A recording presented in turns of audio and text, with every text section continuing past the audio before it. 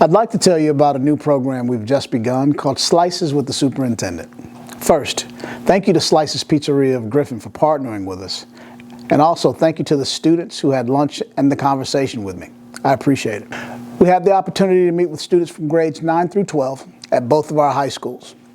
More importantly, these students represented the real student body. And what I mean by that is students were both excelling in school, at the top of their class. Students were in the middle of the road, and students who had struggled academically, behaviorally, or even with their attendance. We wanted to be able to capture the experience of the students and understand what might we be able to do differently, what might we be able to do better to ensure that the learning experiences that these students were having were experiences that they could be proud of and that we could be proud of. Recently, the Board of Education adopted a new 5-year strategic plan.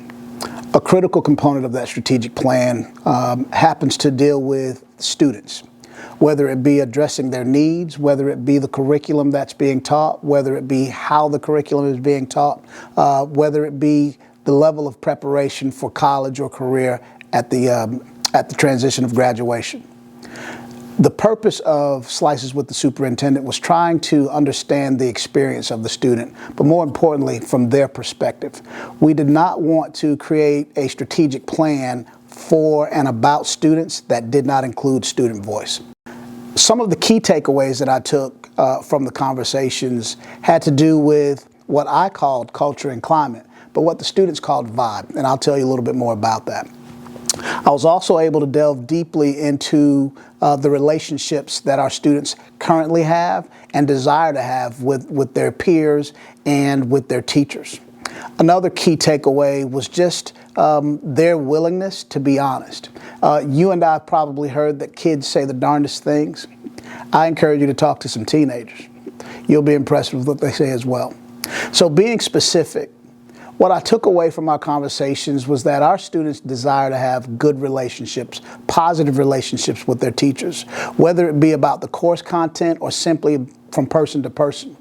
I remember one of our students saying, "My semester goes as my relationship with my teacher goes."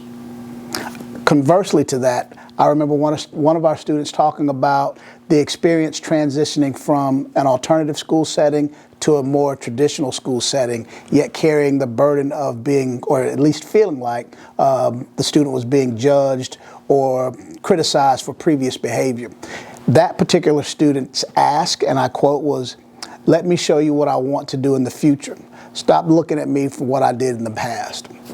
Those are two profound examples of ways that we can improve the experiences of our students, particularly when it comes to addressing the diverse needs of our students.